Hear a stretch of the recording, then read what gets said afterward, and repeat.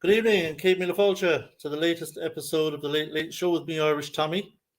Obviously, West Ham stuff is pretty thin on the ground at the moment, so most of our concentration will be on all the happenings at the World Cup.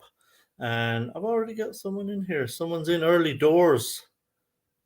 Mark, how are you, bud? And Gatesy's in.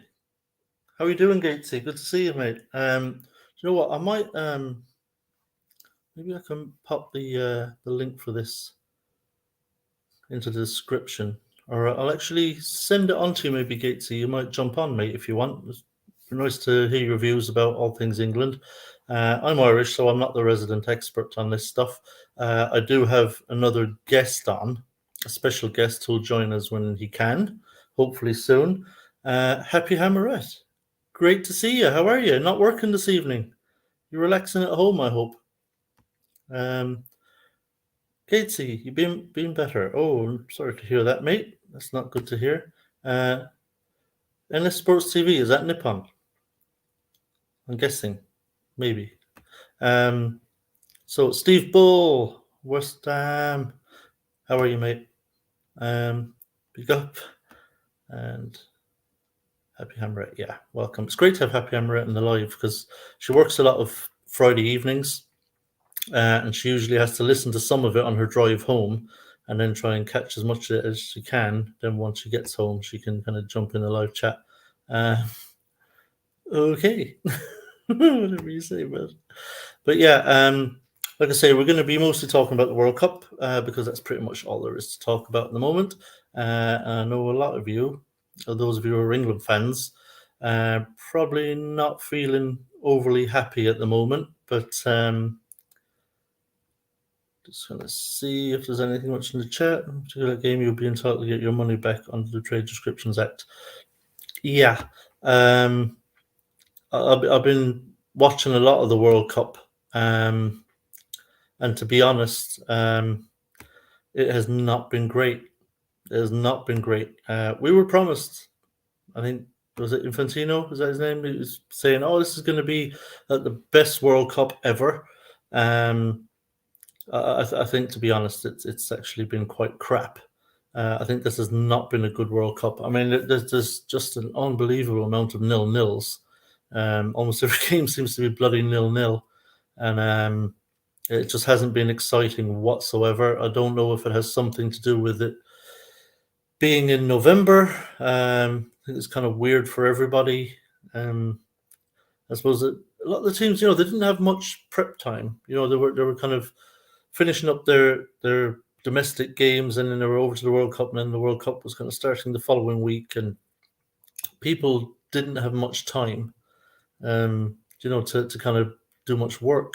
But yeah, it's a strange one. It's not been a good World Cup. We'll be hoping it takes off a little bit at some point. Fingers crossed. It'll actually get going eventually. But so far, it's been really poor. My phone for a sec. I'm actually going to see Gatesy. If you want to jump on, mate, I'll just try and send you on a link here if I can. Bear with me for a second, because I didn't realize Gatesy was about, so we might get him on here. Let's see.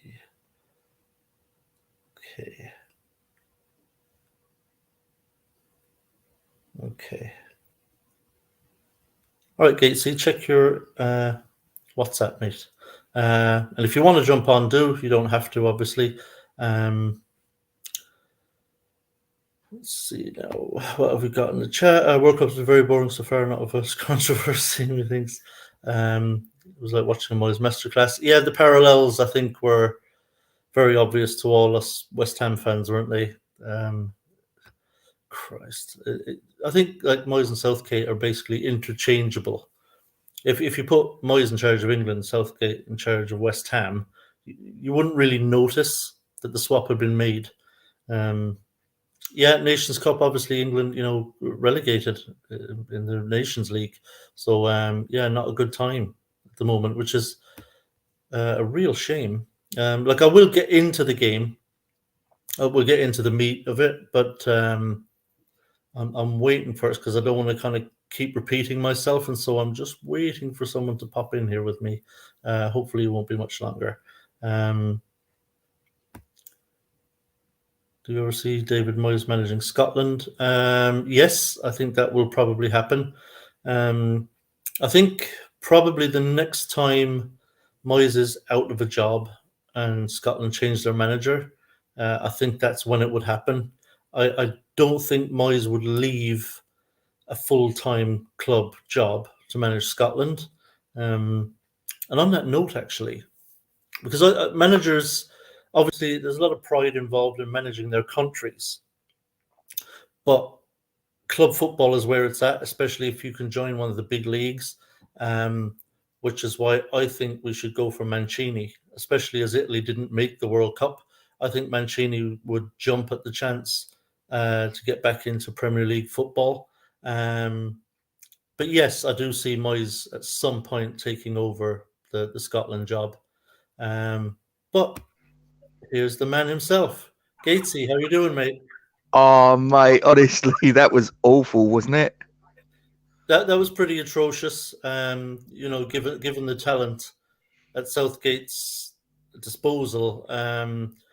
I tell you what, we've just been talking there in the chat. I'm sure you heard about the parallels between Moyes and Southgate, and you do get a lot of the same stuff. Certain players, he just wants to play, and that's it. It was very, very, very familiar to us, wasn't it? Yeah, I mean, just the setup. I mean, you look at the formation, you look at the tactics, Yeah. and for me, players like Mason Mount and Sterling, I wouldn't have them playing. Frankly, I mean, why you would have Foden sitting on the bench for 90 minutes or 97 God, or no. 8 minutes, whatever it was tonight? It's a head scratcher for me. You've got two players there in Grealish and Foden whose ability to unlock defenses is fantastic Yeah. and win free kicks and it's just I just can't understand it. I don't see his obsession with Mount and Sterling particularly. Sterling, I thought, did nothing in the first half. I thought he was absolutely awful. I didn't see he offered anything. I thought that Saka was marginally better, to give him his due. He was at least having a go. Sterling, I'm not quite sure what he contributed in that first half. And I was, after that first 45, I was like, get Foden on, get Grealish on, anyone, someone that's going to do something a little bit different, Rashford, whatever. But it's just like I say, it's very reminiscent of West Ham this season, and I sort of like I've made the sort of like the comment half jokingly on Gonzo's post match analysis, and I turned around and I said, "Have you ever noticed that you've never seen David Moyes and Gareth Southgate in the same room at the same time? Makes you Yeah, I think." saw. I was in there. I saw the comment. Yeah, but Yeah, I mean, in that first half, as you mentioned, I thought the only kind of glimmers of something maybe happening for England were down that right hand side with Bellingham and Saka. yeah, You know that those are the times when England looked like they might trouble the US, and it was that shot from Kane that was blocked, mm, that went out for the corner that was came down that side, and everything good in that first half was coming down that side, and I thought Saka was at least getting on the ball, trying yeah. to make things happen, and he caused a couple of problems for the USA. But on that other side, on that left hand side, there was absolutely nothing happening. Nothing happening. Uh, No. Mount was completely ineffective. I mean, I just don't understand. Again, another kind of Moyes trait, this reluctance to change things. I mean, Southgate left it unbelievably About late 65th to minute, I think it yeah, was. I think making roundabout. change. He was very slow to ring the changes. Yeah, it's like I say, it's. I was just sitting there, probably the same as every other West Ham fan, and we're just sitting there going, "This is all vaguely familiar, very, very familiar to what we've seen with Moyes making substitutions late, not being reactive rather than proactive. You know what I mean? Playing a little bit within yourself, safety first football. All this bollocks about respect the point. No, no, fuck it. You go out there to win the game. Don't go out there with the mentality of we're not going to lose it. We're going to try and not lose it. Go out there with mentality. We're gonna fucking win it. That's what winners. That's what winners do. They go out there and they're not gonna sort of like whatever genre of sport or whatever field we're talking about. Winners will go out there with the mentality. I don't give a flying fuck what the other team brings to the table. I'm better than them, and I'm gonna let them worry about me. But we don't seem to do that. We seem to just sort of go out there and it's all a little bit sort of playing within ourselves. I mean, let's be completely honest. Player for player, you should that our 11 is superior to theirs. I'm not trying to be disparaging towards the United States or anything, but there's very few, probably no players in the starting 11s of the respective teams today that you would take from the USA and put into the equivalent position. Maybe you might sort of turn around and say maybe Pulisic, but that's probably the only one that possibly comes into the conversation. The rest of them probably not. And yet we've gone out there and we've stunk the place out. I mean, I don't understand it, Tom. I really don't understand it. That credit to the United States. I mean, we started first 15 minutes. I thought, oh hello, this isn't looking too bad. And from that point on, it completely turned on its head, and we offered pretty much nothing. I mean, they said we had 3 shots on target, but one of them was a shot by Rashford that pretty much the goalkeeper could have sort of like got his jumper and sort of caught it in his jumper sort of thing. It was a pretty tame effort. They weren't sort of 3 proper sort of like shots at target where the goalkeeper's having to make a full length dive or whatever to tip it round for a corner. It was none of that. I mean, I don't know what to say. I thought it was just the lack of urgency. Yeah. I mean, the tempo was. I mean, it was absolutely pedestrian. Yeah. There was no urgency. There was no kind of up and at him.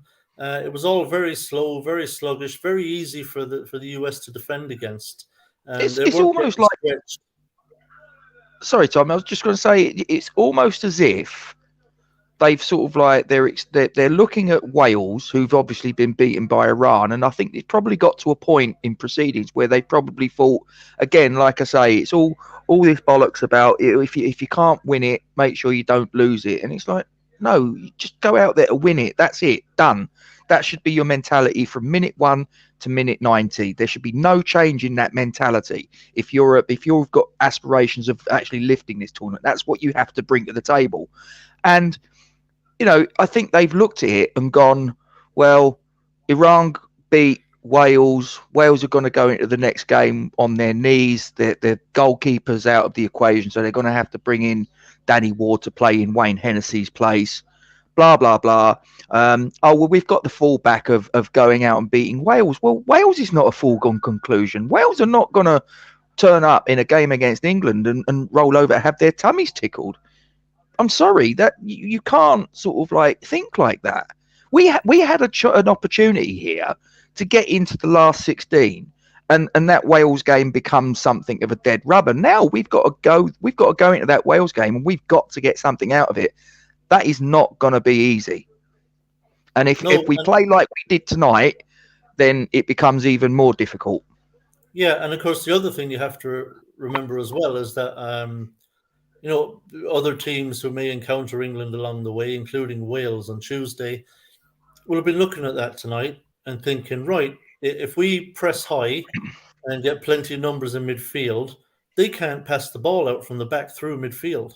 I mean, England really struggled to move the ball from the back. When Maguire or Stones had the ball, they're moving it over and back, popping little short passes over and back. It's going maybe into Rice and then back to Stones or Maguire.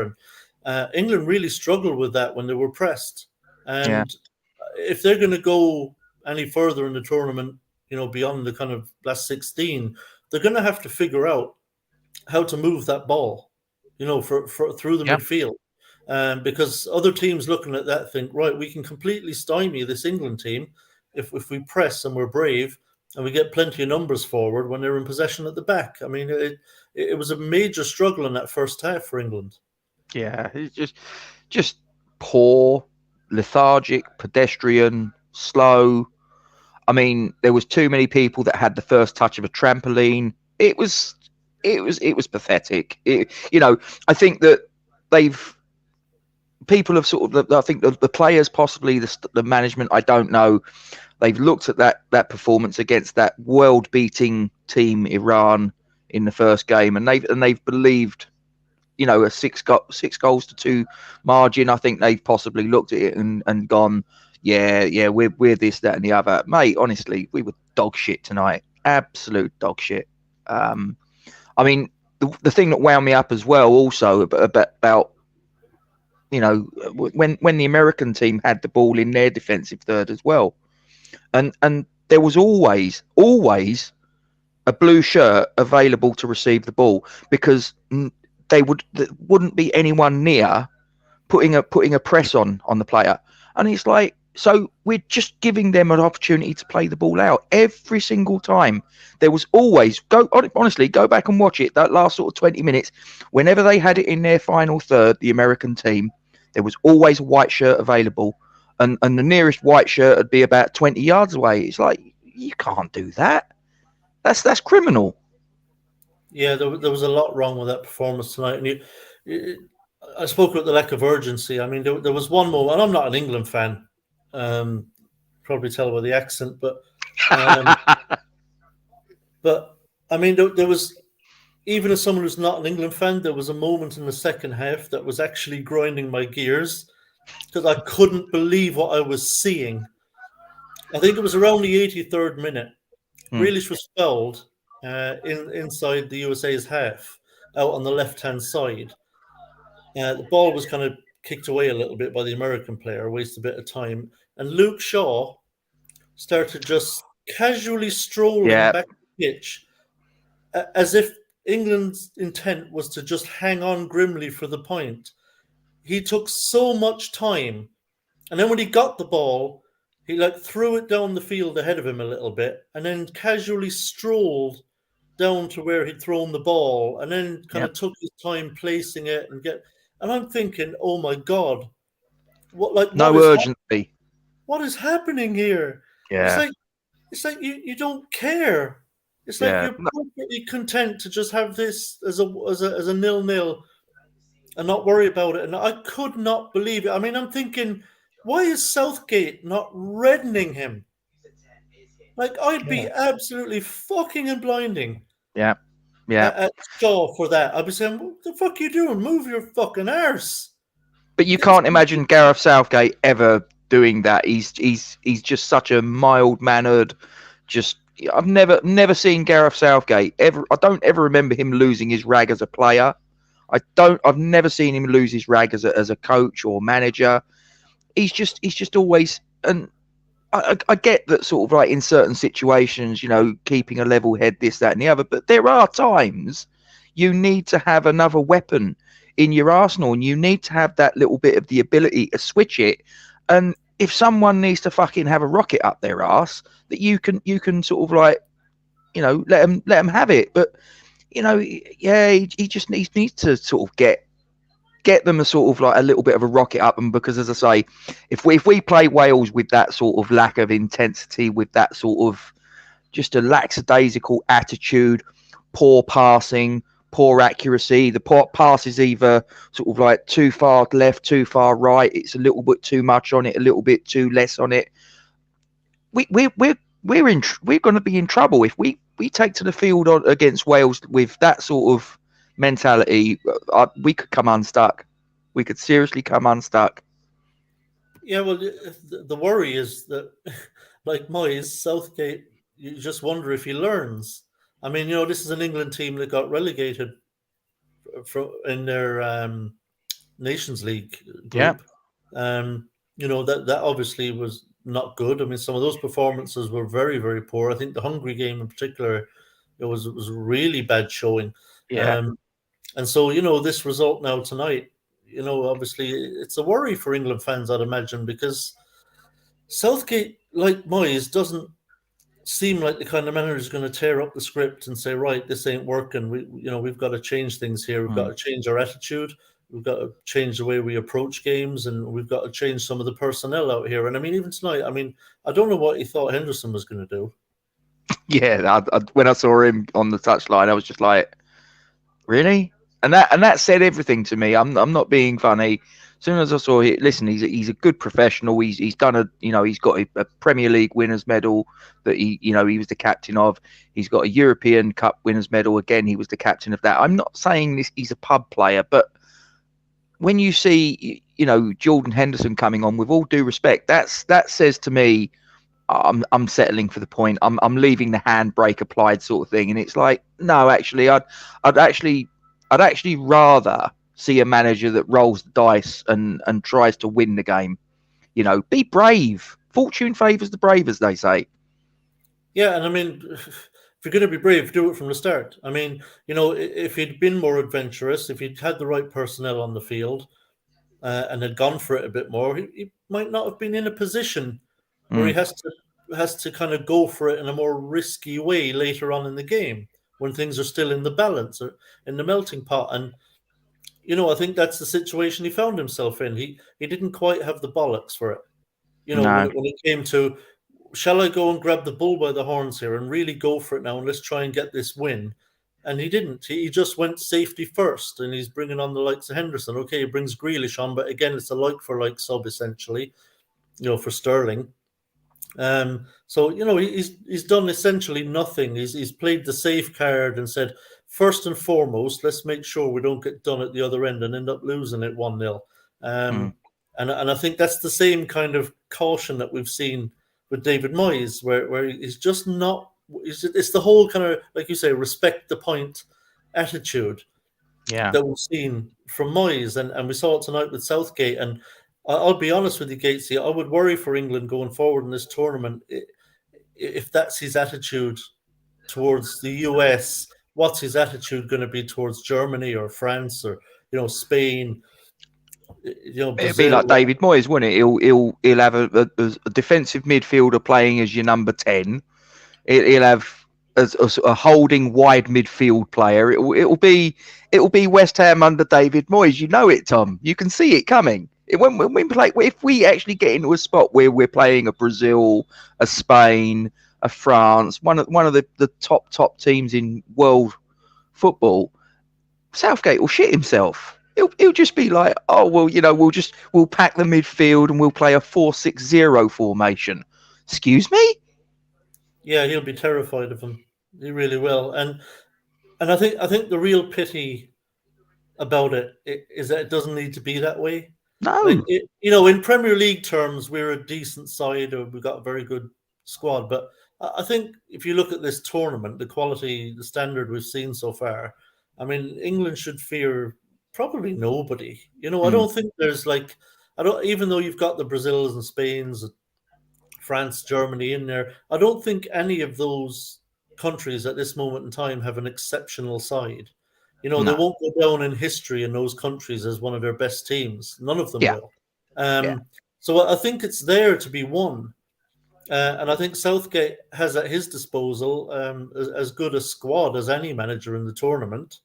And England should kind of be in these games like tonight with their chest puffed out and no, I don't mean necessarily going out and winning 4 and 5, but you should have been able to control the game, score your couple of goals, and go through 6 points on the board without too much fuss. I think the worry for me, or rather the worry for me if I was an England fan, would be that there's going to be an awful lot of talent wasted because of Southgate's inability to get the best out of these players. I thought tonight was shocking, considering the difference in talent on the field. And USA have a decent side there, and they've got some decent players. Oh yeah, but they're not going to go too far in this tournament. I think the first time they meet really, a good side, I think they're gone. And to see England set up like that with the players they've got at their disposal, I think is actually shocking, really. And so I worry for England going forward, Gatesy. Because you know how it's going to go. You've said it. He's going to set up defensively and cagey and try and just keep it tight. Let's make sure we don't concede first. And I think a trophy that could be there for you. I think like I said, all that talent will just go to waste. Yeah, I do wonder also, and I'm not. This is not me sort of going into excuse mode, but I do wonder this ankle because we know that Harry Kane has had ankle issues over the years. He's had many injuries, and he obviously got the knock against Iran. I do wonder, was he playing with that injury still affecting him? I know that he obviously passed the fitness test and all the rest of it.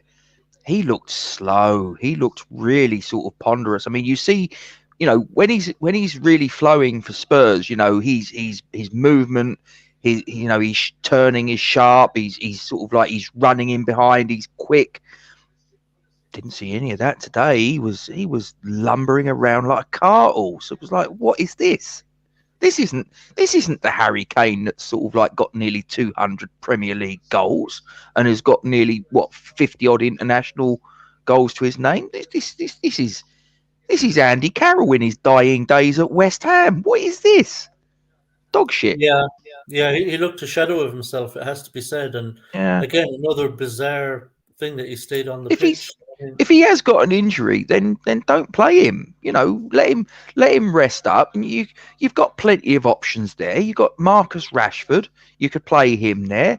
You could mix it up. You've got options. You've got Callum Wilson.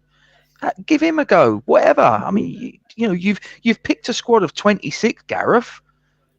You've got the squad there for a reason. I know he's your captain. I know he's your top goal scorer. But fundamentally, if he's got an injury, you're playing a man short anyway. For Christ's sakes, play with another player in that's going to contribute.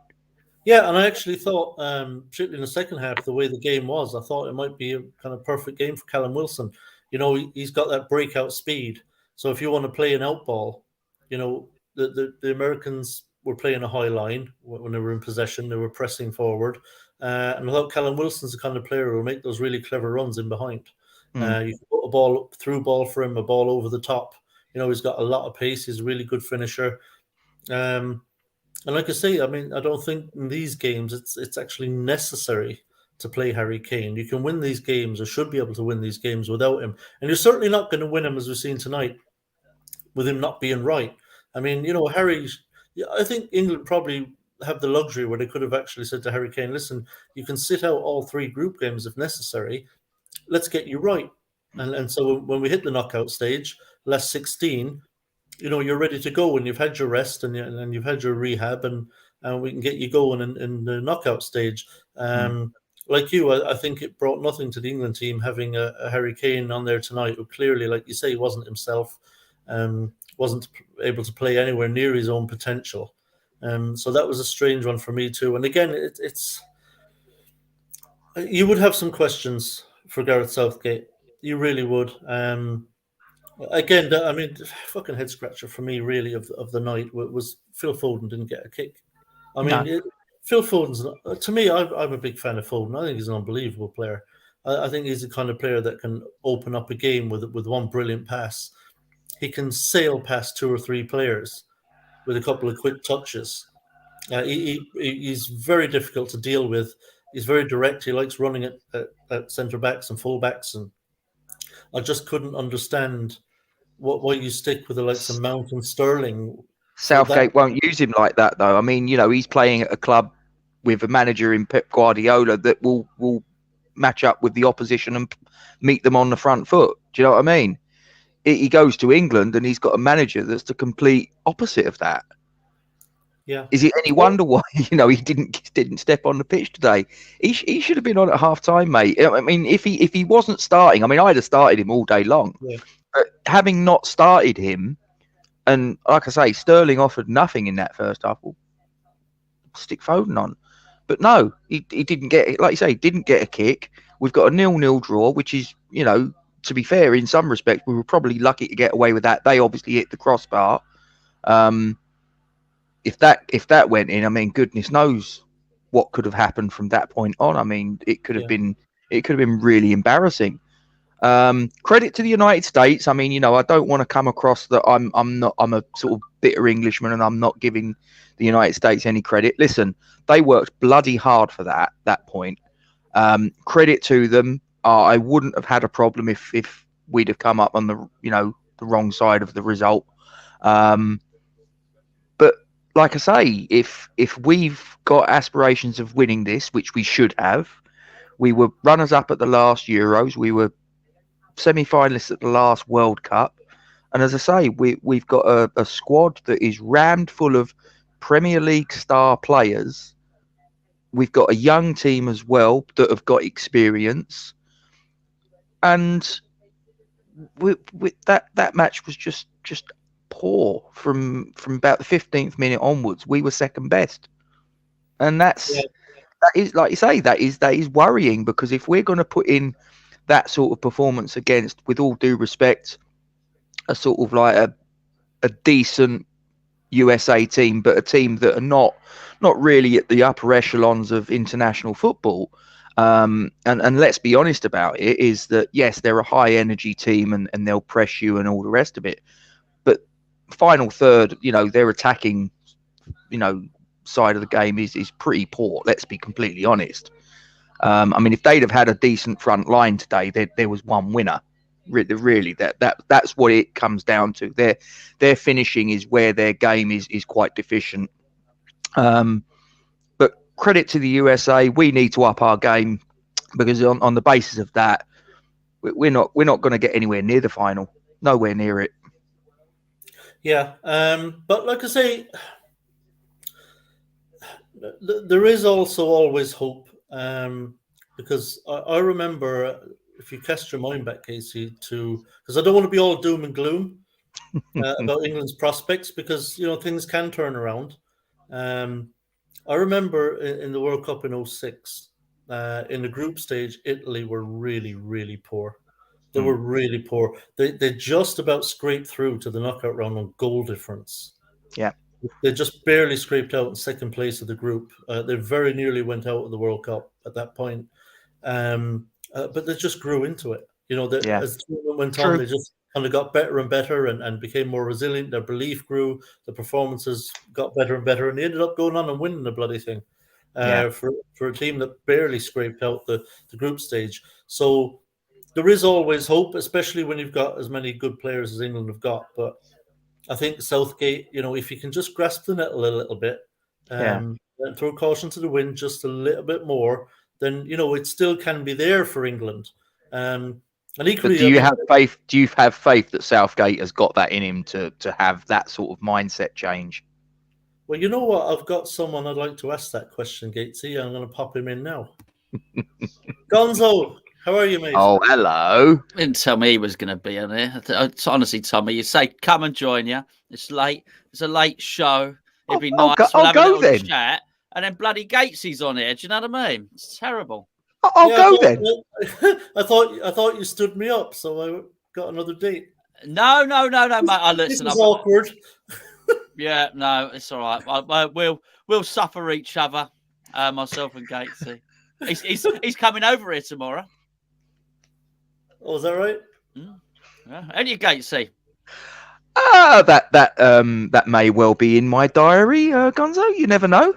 Yeah, he's coming over to play some pinball. So no, I certainly hadn't stood you up, Tommy. Far from it, mate. I've just had some business to attend to, if you know what I mean.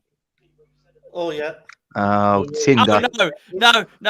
Actually, no. I was finishing tomorrow's video, making myself a chicken sandwich, and trying to make sure my lad, who's got his mate round, stops shouting every time he scored a goal on FIFA, which is every 2 seconds, because he's got it like on baby level.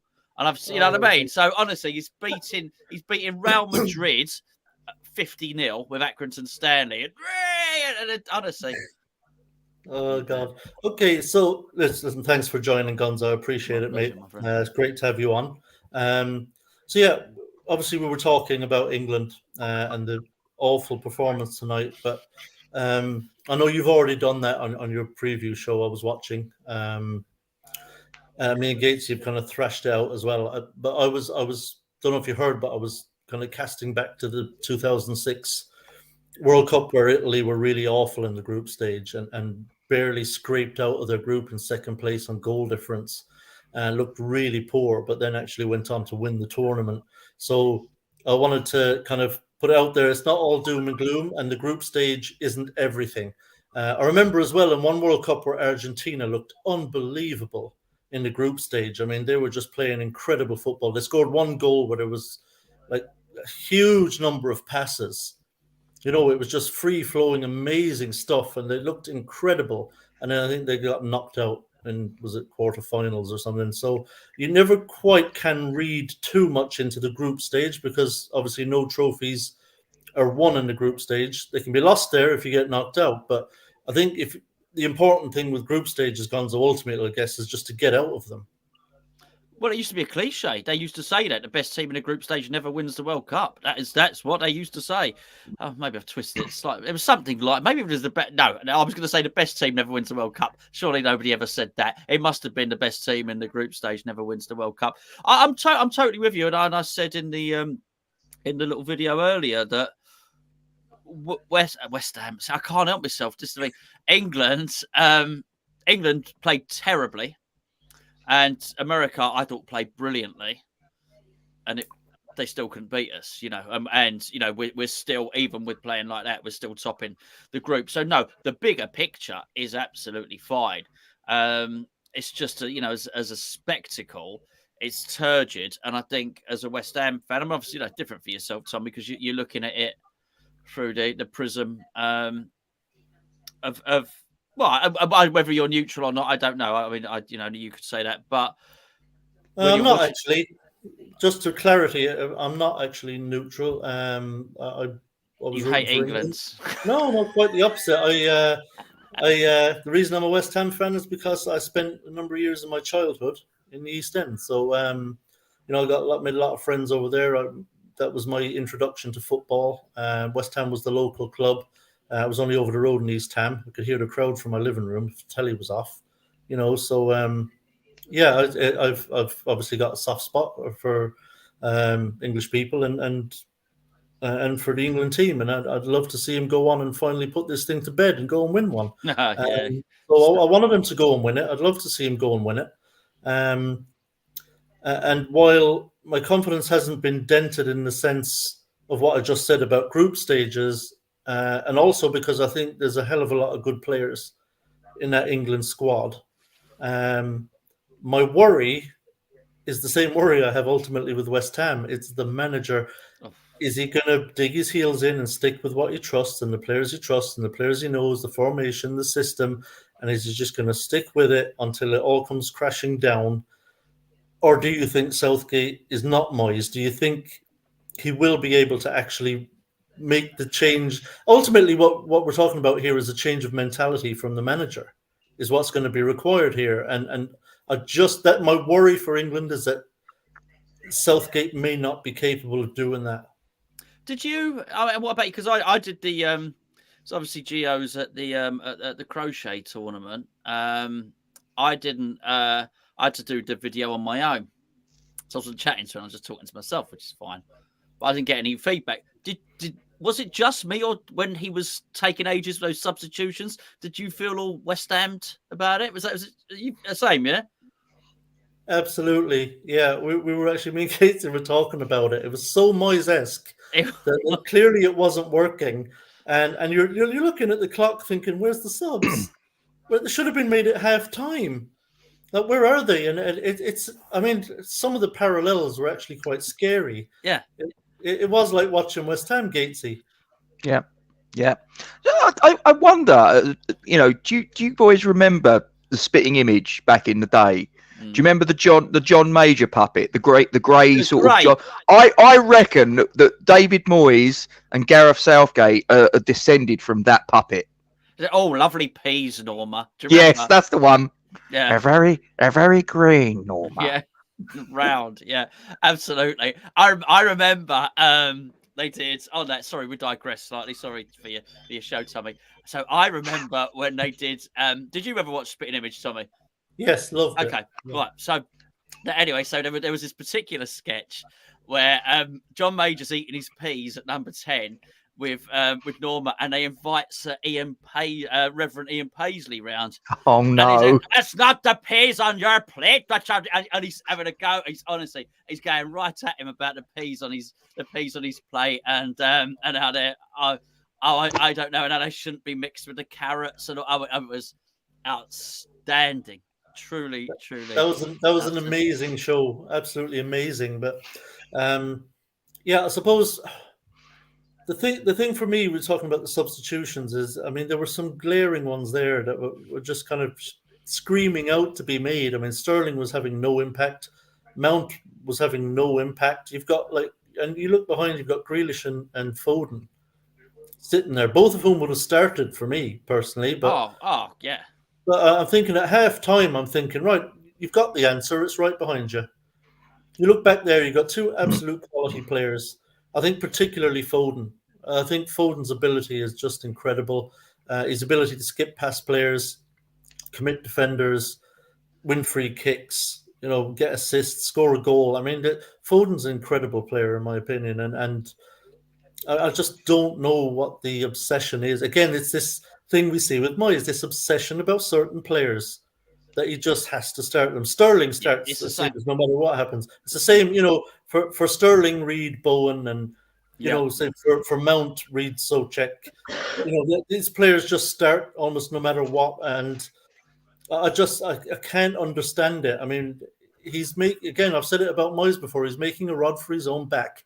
And my worry, as I said to Gatesy earlier, is that an awful lot of talent is going to go to waste because of Southgate's mentality. Yeah, well, I think so, and just tactically as well. It seemed to be puzzled over what was going on, which is another Moyes. I'll be interested to know what Father Christmas there thinks, if Gareth Southgate's written to him or something and asked for a tactics book in his stocking this year. What would you say, Santa? Has he? No, I'm not gonna put my Santa beard on and all that. No, aren't you? It looks like you. No. That's I'm bringing that round tomorrow. Okay, I'll do it tomorrow. Look, but I've said what I said to Tommy earlier, and I'd say I'm just really, really disappointed about. I mean, we said earlier, didn't we, Tom, about he's making a change. He's bringing on Henderson. Oh, for fuck's sake! I just went. Oh fuck! He's just settling for the point, isn't he? He's not. He's not even trying to win this. And as I say, it was just David Moyes all over again. I bet his favourite colour's beige. Yeah, and I was actually saying earlier, Gonzo, to Gatesy. I mean, I'm not an England fan, and there was a point in the second half that actually drove me absolutely mad. It was around the 83rd minute. And Grealish won a free kick inside the USA's half. Yeah. And Shaw came over to take it and just started strolling around like he was trying to kill as much time as possible. Yes, And then grabbed the ball, chucked it forward down the pitch 10 yards from where the free kick was going to be taken, and then sauntered down to where the ball was. And I'm thinking, what is going on here? This is insane stuff. Any manager worth his salt is going to be absolutely roaring at Shaw. Like, get a fucking move on, man. We want to win this. I mean, I was like, I cannot believe. And it just kind of summed up the whole attitude of the evening. What channel did you watch it on, Tommy? I watched it on Irish terrestrial. Okay. So who was the commentator? So the commentator was a guy called George Hamilton. He's our kind of John Motson, if you like. Okay, and so you wouldn't have heard the anecdote. Yeah. And the co-commentator was Ray Houghton. Okay, right. So the anecdote was so in our version, Lee Dixon was the co-commentator, and I don't know who the commentator was, but Sam Matterface. Oh, was it? Yeah. Oh, I'll tell you what. If you don't know something, you can always rely on Captain Birdseye to tell you the information that you don't know. Thank you, Captain. So he told this. He told this anecdote that Gareth Southgate had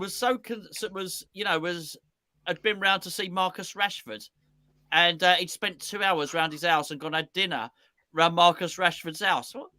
Now I'm all for man management. I thought, what's he doing? Why would you do that? Mollycoddle him, right?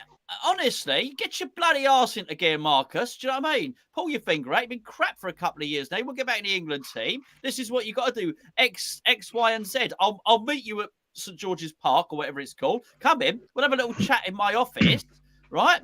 But I'm not. not coming round, whatever. I'm not coming round to your house for fish fingers and baked beans, Captain. Do you know what I mean? Can you imagine what if Brian Clough was England manager? I did. It's exactly what I imagined at that point. Young man, Get your ass over here, young man. I shall strike you. fucking run around and score some goals, young man. Absolutely. Not. I just thought you've got it all wrong. That's the wrong way round. You're the boss. You're the boss. You know what? And I think it's all a little bit too chummy. Yeah, it's matey, isn't it? It is too matey, and I think you can do that, but you need the balance. So you've got to show that you can be aggressive. It's like the what's they call it? The iron fist in a velvet glove. That's velvet glove, yeah. You've got to have a little bit of that and show that you can bollock them. What's he saying? Sure, Greggs. Other bakers are available. Yeah.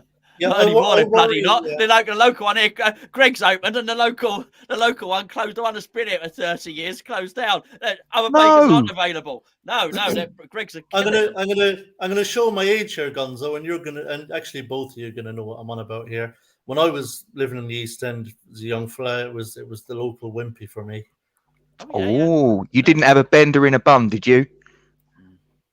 Not personally, but. But yeah, it was the local Wimpy. There was one down the corner, and yeah, in East Ham, it was lovely. It was just near. It was near Upton Park Station. Actually, it was quite nice. Yeah, you still get them. They're still scattered around. Yeah, I can't believe we all used to think it was good grub. Yeah, it's just. Well, I'll tell you what. I won't have anything bad said about the Knickerbocker Glory. Oh, I love it. What a lovely dessert. Brown Derby. Pardon? Huh? Brown Derby. What are you talking about? Where's your mind at, mate? No, it's Wimpy, for Christ's sakes. Jesus. Even if it was, I'm pretty sure, even if there was such a dessert, I'm pretty sure it would have been called Brown Derby. It is. Derby. Whatever. Derby, potato. You're from Kent. It's Derby. All right. Okay. Is that what they call the runs in Kent? Or... Yeah. You got the shits in Wimpy. Is that what you're telling me? I couldn't possibly comment. My wife is a chef, and her cooking is excellent. No, it's too much crispy pancakes, Captain. Don't see so much of them anymore, do you? The old crispy pancakes. Don't listen to Gatesy. He thinks Pringles are crisps. Oh, no, I don't. He can't be trusted. Don't misquote me, Tom. Don't misquote. You get me in trouble. He'll withdraw his invite. He won't let me go and play pinball. Absolutely. Dear Santa, what I'd like most like this year is a tube of crisps. Well, you can't have them, you little bastards, because quite frankly, Pringles aren't crisps. Yes, the banana boat. Cake. They have the banana boat. Yes, it was a dessert. Yeah. Yes, Steve is right. Yeah, I had my share of those. Are Jaffa Cakes a cake or a biscuit? No, I don't know. Do you know what? I don't know. I still don't know how they get the figs into the fig rolls, so no point asking me anything. Does anyone eat fig rolls anymore? I don't know. Better things have been invented, haven't they? Yeah. Let's be honest. Did you ever go round to your grandparents growing up, and there would always be a packet of dates? Well, I wasn't even born when my grandparents were growing up. What? Sorry, I wasn't even born when my grandparents were growing up. Oh, fair point. You knew what I meant. I'd always go around to my nan and granddad's, and there'd always be a pack of dates. We'd go around there at Christmas, New Year, whatever. There'd always be a pack of dates, and no one would touch them. They'd sit there for the whole festivities. No one would go near them. I can't be the only person that happened to, surely. Well, we had sugared almonds, which would break your teeth, and snowballs. My nan had, do you know what a snowball? Oh, like love a snowball. In the coconut thing, you know? Yeah. Yeah, love a snowball. With my nan, it was those boiled sweets, you know, like the bullseyes and all that stuff. And humbugs. Yeah. Does anyone? I wonder. Does anybody eat the walnut on top of a walnut whip? I don't know. My mum did. Did she? Yeah. She loved that. Loved the walnut whip. Yeah, I wasn't ever keen. Funny, I was in there's an old fashioned. It's not an old fashioned sweet shop. It's a sweet shop. in Camberley, which is not too far from here, which is interesting because there's not, normally you get your sweets, whatever, at the supermarket, but it's a sweet shop. So they still got the jars there and they got all this stuff. But there are so many good sweets now, right? I mean, there's loads of good sweets. Sweets are better than they used to be. There's no doubt about it. And the guy walked in there and he says, "Oh, can I have a quarter of sherbet lemons, please?" And I wanted to correct him. But I thought I'll leave him to it. It's obviously what he likes. I wanted to say, "Excuse me, mate, I used to eat sherbet lemons. Do you know they've improved on them now? There's better sweets than a sherbet lemon," but I thought I'd leave him to it. They're lemon sherbets, surely. Yeah, you're right. Yeah. Well, maybe. Sure, yeah. I'm sure they're lemon sherbets. Yeah. Yeah, you might be right. Yeah. Well, Cola cubes. Because I know I've only got you for a limited. Oh, go on. No, sorry, mate. No, go on. No, you're fine, because I know you're very expensive to have on, so I'm gonna have to. I'm sending the invoice through now. Funnily enough. Yeah, it's coming through on the fax machine there. Yeah. I just actually, while I have got you both still here, West Ham matters for a second. Mm-hmm. I think in a surprise to absolutely nobody, it appears that Kurt Zuma has had some knee surgery. I think we all kind of knew that something like that was going to have to happen at some point. He clearly was carrying this for some time. Now, I haven't heard any of the details. I'm just wondering if either of you heard any details about, like, knee surgery obviously is not a joke. No.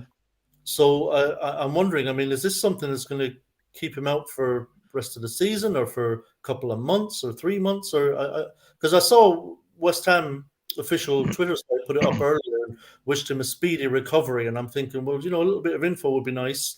How speedy are we talking here? Because obviously that's a surgery he's needed for some time, and I've got no idea how long that's going to keep. Well, they don't know. I have actually heard from someone today. They don't know. Wow, brilliant. They don't know. Now, that is either they don't know or they're being really coy and they don't want to say. I hope they don't know. Because if they're being conservative with the truth, then that means it's bad. But that comes from the very top, to be perfectly honest with you. That don't know. Could the very words were could be anything. Don't know. Hoping for the best, but could be anything. We're not gonna know for a few days yet. Well, that's a concern. I mean, I don't know what it is with us and centre backs. We can never seem to keep centre backs fit. We're just going to have Aguerd back, after the World Cup now, ready to go. He'll obviously be fully fit. You won't. It's no obvious. I'd say take the obviously out your sentence. Well, yeah, I'm obviously bearing disastrous injury or something, but Morocco looked actually pretty tidy the other day. I was watching them; they looked a decent side, Morocco. And obviously, look, we don't know what's happening with Dawson. I mean, presumably now we're not going to let Dawson go in January. Can you? Yeah, probably not. Well, I feel a bit sorry for him, actually. Yeah, of course. Yeah. I think he's probably going to be struggling with it a little bit, But I suppose if you give a player a bit of light at the end of the tunnel and say, look, just stick it out this season, we'll let you walk at the end of it. And so, but look, I mean, I understand what you're saying, Gacy. Feel sorry for him a little bit, but look, ultimately, it's his job. He's a footballer. Oh yeah, no, I know he's signed a contract, but things have changed in his family life. Yeah, it's not like he's playing in America, is it? It's Manchester, I mean, London. With Zuma though, I mean, let's be honest. I think it's been fairly obvious he's been playing this season with some sort of issue. I mean, a lot of. Yeah, I mean, he moves around like old man Steptoe, for Christ's sakes. Yeah, it's like he's limping away, and you're like, something wrong. And the thing I didn't understand is, I think it was yesterday or the day before when I first heard about that. He'd gone under the knife, and there was one of the platforms that I saw it on, and it said that but Cornet and Zuma should both be in contention for the Arsenal match. 24 hours later, they're then turning around saying, he could be out for 6 months. And I'm like, well, that changed rather quickly. 24 hours ago, he was in contention for the Arsenal game. Now he could be done for the season. What's going on? Well, And did, and did he just go under the knife? Did he just go under the knife sort of 2-3 days ago? Because if that's the case, shouldn't he have been going under the knife the moment we finished the game against Leicester? Because we knew he had an issue. That should have been done.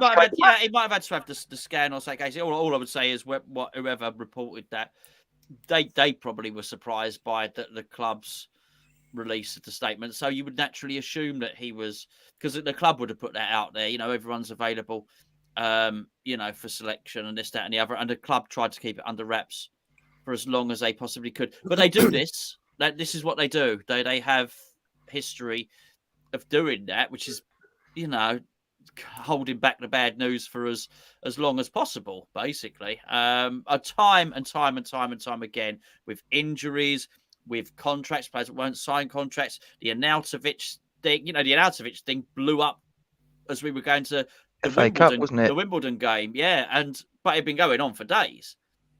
But that's when the news sort of came out. So they do this very, very badly, really, the club. So yeah, whoever reported that probably wasn't armed with the information to start off with, anyway. But anyway, whatever. It's just bad news, and I can only hope.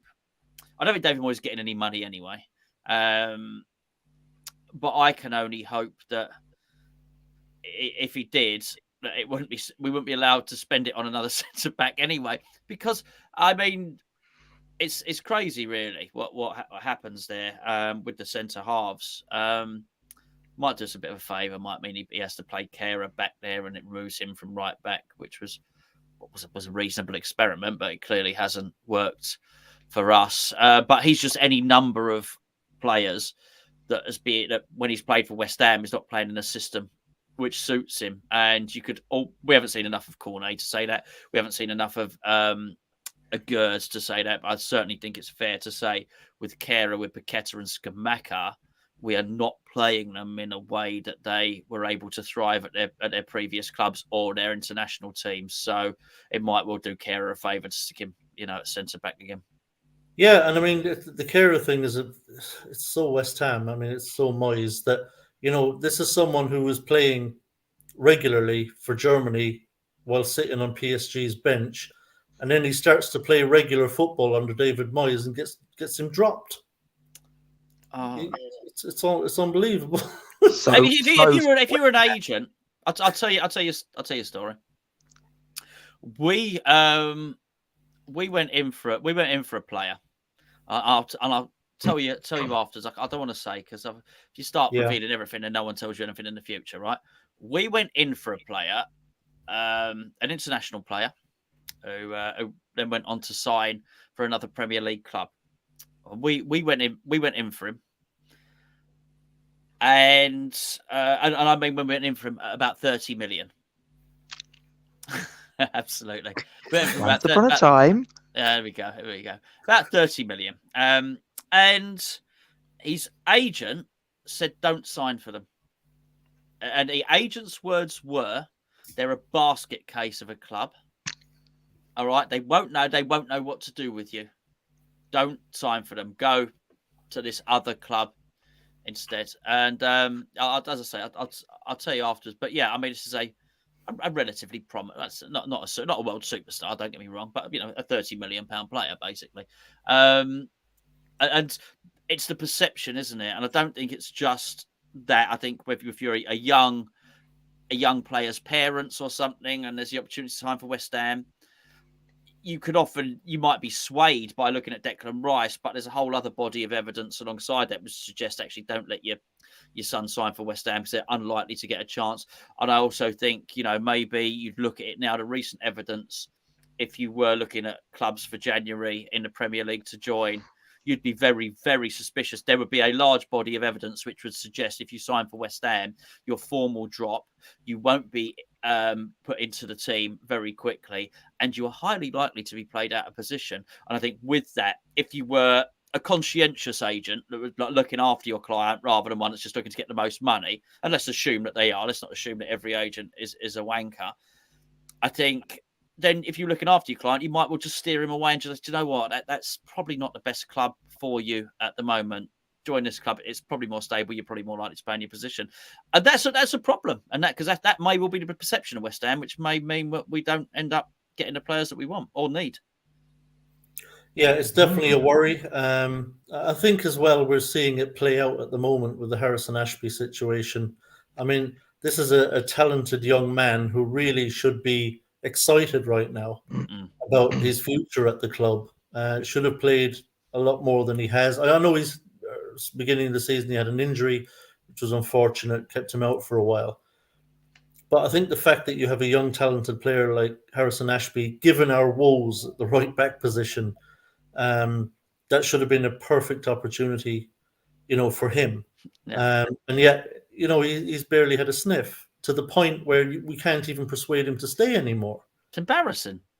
It is. It's ridiculous, and it's been thus for a while, unfortunately. And I mean, look, I think the longer a season goes on like this, where we're struggling towards the foot of the table, the harder it becomes for a manager to throw a youngster in, because any youngster who goes in is going to make some. Remember when Declan Rice went in, he made some mistakes, gave a really bad ball away at Newcastle. It cost us a goal. He got whipped off at half time. Those things will happen with young players. But as with Declan, you got to chuck him back in. You got to let him make those mistakes. But if you're a manager who's under pressure for his job, as David Moyes is right now, I mean, you're even whatever inclination you even had to begin with, to give a young lad a chance and chuck him in there and see what he's got. I mean, it kind of goes out the window, because you just can't afford to have a young player in there making mistakes, which might cost goals and cost points and ultimately cost you your job.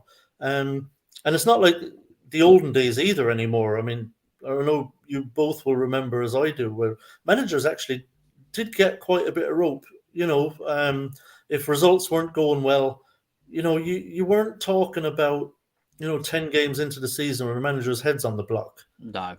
Managers would get a lot more time in the past. And so that pressure is there now on David Moyes.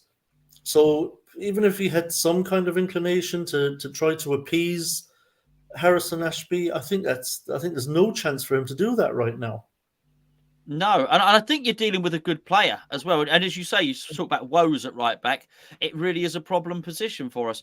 And I'm not suggesting that Harrison Ashby is going to turn out to be Cafu, but I do think he's a decent player. And I think he might well turn out to be like a Matty Cash standard, who went on, to go for, when he went from Forest to Villa for 15 million, I think. Well, that's not a player that West Ham can afford to let slip through their fingers at the moment. Far from it. I just think it's mismanagement on so many levels. But it's I've just recorded my video for tomorrow, and it's about the takeover, really. I do wonder how much motivation there is to really push any transformation through on the club, particularly, given that I think there's going to be people that aren't necessarily going to be here to fully restructure the club, is what I'm saying. I don't know how much desire there is to do that.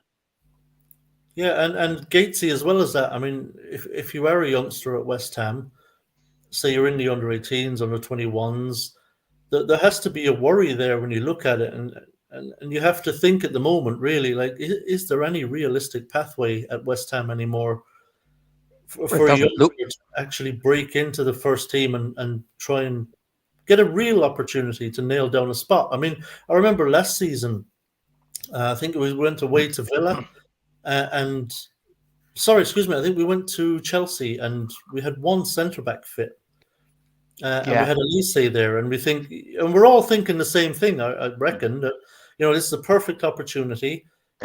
Chuck Elise, and he kind of has to play at this point. I think it was only Zuma, was it, that was available that day. He played Cresswell left centre back, didn't he? In the back four. Cresswell as the left side of centre back, and Safal as the right side of centre back, rather than give Elise a chance to show what he can do. And it was a free hit for Moyes. Yeah. If Lacey didn't play particularly well, if he made a mistake, it cost us a goal, no one was going to hang David Moyes out to dry for that. They were going to say, look, we had no choice. He had to play, and still he wouldn't play him, even though it wouldn't come back. And this is the reason why we're losing the players that we are from the Yeah, youth and team. so, like I say, if you're a youngster at West Ham now, Gatesy, I mean, Yeah. you've got to be looking at it thinking, yeah. And the thing is, I would play Harrison Ashby in the game against Arsenal. I'll say that right here, right now. Yeah. I would play him. And I know people would turn around and say, but he wants to go this, that, and the other. Well, maybe he wants to go because he isn't getting a fucking opportunity. Maybe if you give him that opportunity, he might rethink his options. If he had a manager that actually he felt believed in him and had a long-term vision of what he could achieve at the club, maybe he might look at it and go, actually, maybe this is where I want to sort of like set down roots for a little bit at the very least, and maybe I will sign that contract for another 2-3 years. Maybe he doesn't, but you know what? We're paying his wages right now, and if he's the best option at right back, which in my opinion he is, then play him. Why cut your nose off to spite your face? I don't get it. Yeah, I mean, you might even increase his value in the meantime. Yeah, who knows? Yeah, and well, I think that's the thing. Sorry, just for all that complicated thinking at the start, and it's one I agree with, by the way, Gatesy, that you might just encourage him. I think your final sentence says it. I think he may well be our best option at the moment at right back, and that even if you don't believe all that other stuff about persuading him to stay, there is that, and he might be just a very good player for 6 months. But I'll tell you something, the situation we're in, a very good player for 6 months in a problem position is a player worth having. Yeah. 100%. Yeah. And another thing, Gonzo, actually, I've been thinking about is we seem to get things wrong an awful lot with these youth players when it comes to the contracts. It seems to be a bit of a shambles when it comes to youth players coming through kind of into the first team squad and their contracts. And I'm just wondering if it's a bit of PSD. Is that acid, isn't it? That's a drug. Excuse me, PTSD. Oh, right. Okay, sorry. If it's a bit of PTSD, if it's like a hangover from the Reece Oxford situation, where he came into the team, 16-year-old, looked really good, had a great debut at the Emirates, and there's the old kind of West Ham trope that he pocketed Özil, in his debut as a 16-year-old and all that. And then we give him a very, very nice contract. And it ended up kind of coming back to bite us in the ass a little bit. That we probably did overpay him at the time. I think we did push the boat out for Reece Oxford and maybe, got stung a little bit on that one. And I wonder if there's still a little bit of PTSD left over at board level there about that contract that we gave Reece Oxford, Gonzo. It could be a bit of STD, mate. You never know. You never know. But I do agree. Some paranoia left over from doing that. Quite, but you can't. Well, you know this. You can't do that. You can't go forward and plan forward in life over that. You learn from your mistakes, granted, but that scenario is not the same for every scenario. And you'd hope there'd be enough people in the club intelligent enough to know that. Do you know what I mean? It's like you buying a car and making a mistake with that car, and then every car you get after, that whatever. Do you know what I mean? That time. Well, I don't know. It's a fucking terrible analogy, quite frankly. But you know what I'm saying. You wouldn't. Everything is different. Everything is different when you move forward, and there's got to be a halfway house there. Do you have to go as extreme as that? Possibly not. But also you have to. It's quite funny. I mean, particularly us older statesmen, particularly Papa Smurf there. It probably, for us, it probably seems relatively recent, Reece Oxford, but it's one of those things you'd probably look at it and somebody say, oh, actually, that was, I don't know how long ago, but somebody probably say, oh, that was 8 years ago. Crikey, really, was it? It's one of those, do you know what I mean? And times change. And probably player wages for that age group have gone up. So you've got to reassess. I mean, we nearly mucked up Declan Rice's contract, so it's not exclusive just to Harrison Ashby. It's well, as I always say, once is a shame, twice a coincidence, 3 times a trend. And you've got this with Ngakia. You got it with Sonny Perkins. You've got it with Ashby. There is clearly a trend and a theme running through the club. And you would hope that, again, somebody else, but this is about competency. You'd hope somebody notices that in the club and then deals with it. You know what I mean? If you kept on mucking up with the same thing at work, you'd think that somebody in the company would address it in any other line of work. Yeah, well, I suppose that brings us on to the next thing. But perhaps with Mark Noble coming in as sporting director, obviously, he with his links to the youth team, his interest in the youth setup, he came through that setup himself, and obviously it's very close to him. The hope, Gatesy, would be that once Nobes comes in January, he's sporting director, that maybe he'll look at things like that and say, right, look, we've got to streamline this whole thing. The youth set up right through to the first team, that there's got to be cohesion all the way up, from the bottom right up to the first team.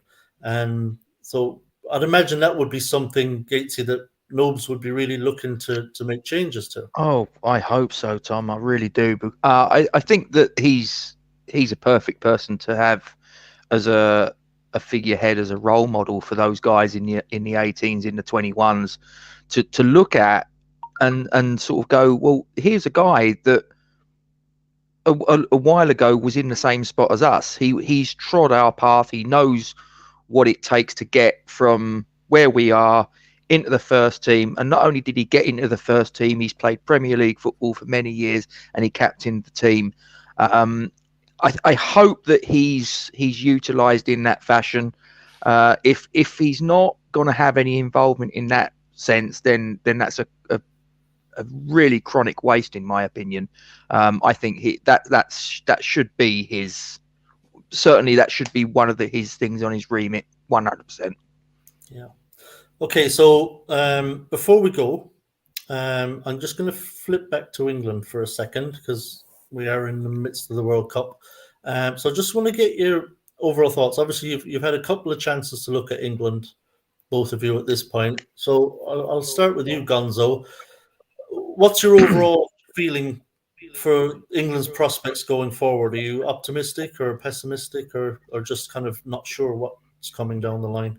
I am optimistic, but I am all guilty of judging people with my own logic. So I tend to apply my logic when I don't know someone, you're watching someone on telly or something. I try and apply my logic to it, which is never the best thing to do, because everyone's different, and all personalities are different personalities. And I do this with Moyes, and I do it with Southgate. And I constantly think with David Moyes, it's going to click. At some point, he's going to think, oh, damn, I'm in trouble. I better sort this stuff out. Because that's what I would do. That's the way I would perceive it. So I am eternally hopeful that actually when we return back against Arsenal, that we will see something different. Something will have changed. The penny will have dropped. I am aware that I am swimming against the tides in terms of what everybody else thinks on that, but I do. And I think the same with Southgate. I think at some point, his desire to win the World Cup has got to overcome his loyalty to certain players and his safety first approach. I really do. For me, I just think that the desire and ambition have to overcome that, have to supersede it. They have to be more. So with that in mind, I still think he'll stop this safety burst. At some point, the evidence before his eyes will be, I'm going to drop Sterling, I'm going to drop Mason Mount, I'm going to play with a bit more adventure. And if things aren't going, I'm going to assess things quickly, and if they're not going my way, the answer will not be to defend more. I'm going to chuck on another attack. It'll be Callum Wilson and Harry Kane up front, or whatever the case may be. And I guess I'm eternally. It's not even optimistic. I eternally think that people will see sense in that way, and I think England can win it. I really do, and I'm not. Whilst it bored the pants off of me, and it's a couple of hours I'll never get back.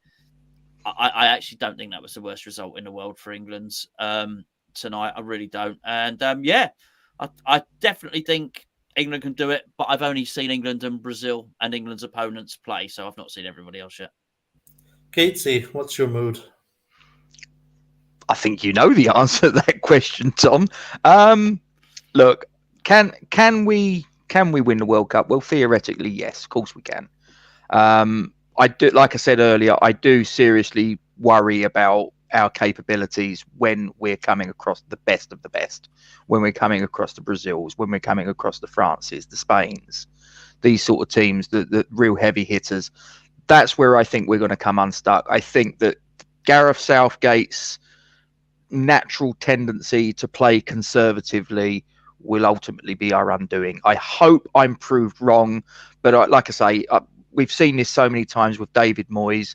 You can kind of, how it's going to go. He's going to come across the top 6 teams, and he's going to go, like I say, he's going to play a defensive midfielder as the number 10. He's going to play a holding wide player. He's going to shit himself, and he's going to, like I say, he's just going to park the bus and hope to sort of nick it in the last 20 minutes or so. I hope I'm wrong, but I don't think I am. It's crazy how similar they are. It's crazy. It is. You just know that like I say, I do think that Gareth Southgate and David Moyes are kindred spirits. I think that they're long lost cousins or something. Yeah, well, I mean, look, it's tournament football. You just never know what will happen. To be completely honest, both of your scenarios, I think, are equally possible. I think there is reason to be optimistic for England, given the strength of the squad and the quality of the squad. But equally, like you say, Uncle Albert, it's Southgate is going to have to do what Gonzo hopes he's going to do in order for that to happen, I think, and we'll wait and see. But I think actually it's been a really poor World Cup actually so far overall. I think that's really been the way it's been for everyone. There's been a lot of nil-nils. Goals, lacking in excitement. A lot of the tournament actually has not been great. I think even Brazil in that first half in their game, I mean, they were nothing to look at. I mean, they looked, really bang average in the first half. Okay, they got their act together a bit more in the second half. But again, nothing frightening about it. Nothing exciting particularly. So maybe these teams will shake this off, blow off the cobwebs, and maybe once we get to the knockout stages, we'll see something a bit more exciting, and I hope so. I think it's been a great World Cup because I think every time you've had a stadium that's held 40,000 or 60,000, the capacity's been more than the maximum capacity. I think it's quite incredible on the Qataris' part that they're getting more people in than they can actually fit in there. It's incredible. These stadiums. I can't believe you're suggesting there's propaganda and lies at this World Cup. No. How dare you? That's an outrageous thing to say against it is. Probably includes the dead bodies under the pitch. Sorry, I didn't see that, did I? Yeah, okay, Casey. I think on that note, we'll leave it there, right? And, I think that's the perfect way to end the show. Thank God I'm not monetized. Absolutely. Yeah. Absolutely. You won't catch me saying any of that stuff. I'm going to assure you of that. I'm just passing through, so I don't care. You are. It's been lovely to appear with Craig Bellamy. I've read a joke, David Bellamy. Yeah, Zippy's rubbing off on Uncle Albert here too. Don't bring his name into the conversation, Tom. Not after the last time. No, I'm still looking for him. Yeah, I bet you are. That was disgraceful what he did to my poor cat. Yeah, that was out of order. I couldn't believe he pulled that stunt. Bang out of order. Yeah. Well, listen, gentlemen, really appreciate you being on. Helps me out a lot rather than listening. It's way better than listening to myself, especially when it comes to England. It's not my bag, So, mate, listen, you've helped me out plenty of times. Least I could do, my friend. Listen, I really appreciate it from both of you. Also, obviously, really appreciate everyone in the live chat. I know it's kind of late on a Friday night, and a lot of you probably rather be asleep at this stage. But I appreciate everyone for coming on, and hopefully you'll all join me again next week. But